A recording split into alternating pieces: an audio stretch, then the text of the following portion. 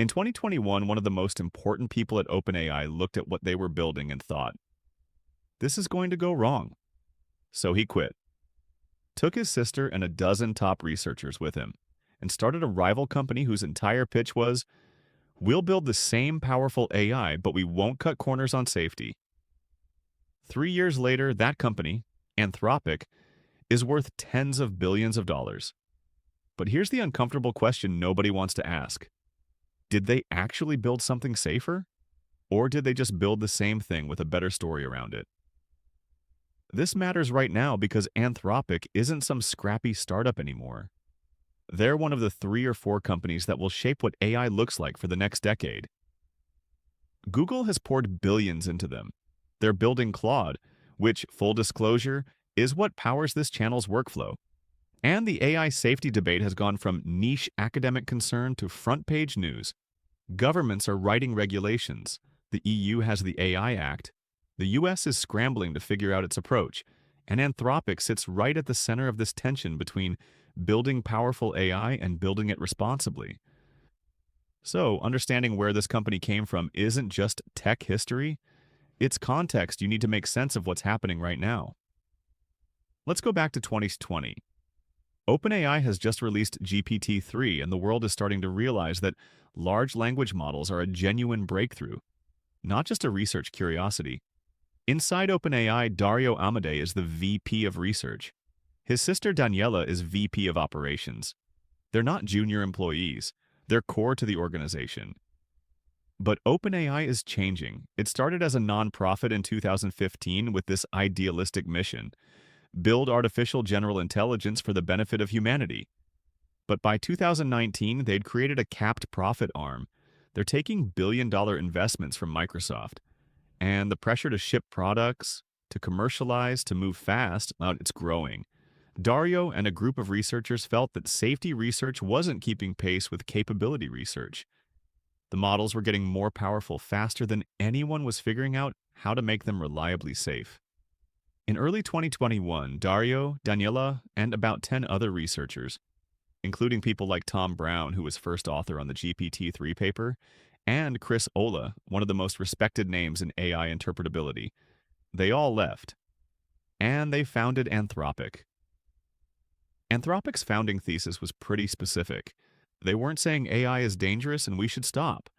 They were saying AI is powerful, it's going to keep getting more powerful, and the companies building it need to invest way more in understanding what these models actually do and how to control them.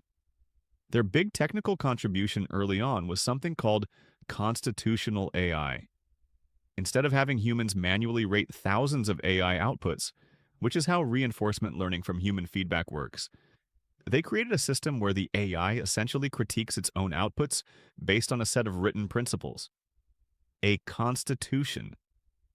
The AI reads its own response, checks it against rules like be helpful but avoid causing harm, and revises itself. This wasn't just a philosophical stance. It was a concrete research direction that produced real papers and eventually led to Claude, their AI assistant that launched in early 2023. And the pitch to investors was compelling. We're the safety-focused lab. If governments start regulating AI, the company that's already aligned with responsible development will have an advantage. And investors bought in massively. Google invested heavily in Anthropic, reportedly putting in hundreds of millions starting in 2022, eventually committing billions. Amazon followed with its own multi-billion-dollar investment. By late 2024, Anthropic's valuation had climbed into the tens of billions. Now, this creates an interesting tension because building frontier AI models is absurdly expensive. Training runs cost hundreds of millions of dollars. You need massive compute clusters, thousands of GPUs running for months. This means Anthropic needs enormous amounts of capital, which means they need investors, which means they need to show returns, which means they need to ship competitive products. Sound familiar? It's the exact same pressure cycle that they left OpenAI to escape. The question isn't whether Anthropic is a good company with good intentions.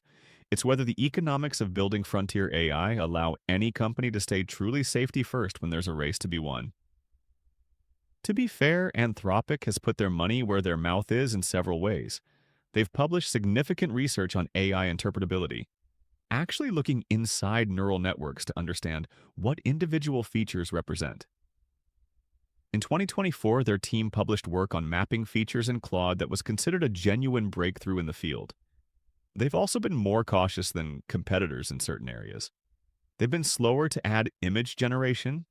They've been more conservative with tool use and autonomous agent capabilities. And they created what they call their responsible scaling policy, basically a framework that says, before we train a more powerful model, we need to demonstrate we have the safety measures to match. But they've also shipped products. Claude competes directly with ChatGPT. They have an API that developers use to build applications. They're in the arena, not just commentating from the sidelines. And every quarter, Claude gets more capable, more competitive, more commercially viable. Here's what I think most people get wrong about Anthropic. The debate is always framed as, are they really safer or are they hypocrites? And I think that's the wrong question entirely. The right question is, does it matter why a company invests in safety as long as they actually do it? Anthropic figured out something nobody else had, that safety could be a market position, not just a cost center. They turned "we're the responsible ones" into a competitive advantage. Governments trust them more. Enterprise customers with compliance requirements prefer them. That's not hypocrisy. That's alignment between incentives and outcomes, which is actually the most durable kind of safety. The real risk isn't that Anthropic is secretly reckless. It's that if the safety positioning ever stops being commercially advantageous, say if regulations never materialize, or if a competitor ships something so impressive that safety concerns take a back seat, then the incentive structure breaks down. Safety as strategy only works as long as the market rewards it. My prediction? Anthropic will be one of the most important companies of the next decade regardless. But whether they remain the safety-focused lab or gradually become just another AI giant will depend less on their values and more on whether the rest of the industry and regulators make safety actually pay. So the Amodei siblings bet their careers that moving fast wasn't the only way to win. And so far, that bet has paid off spectacularly.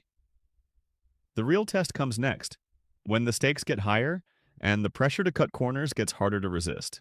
If you want to understand the AI race as it unfolds, subscribe.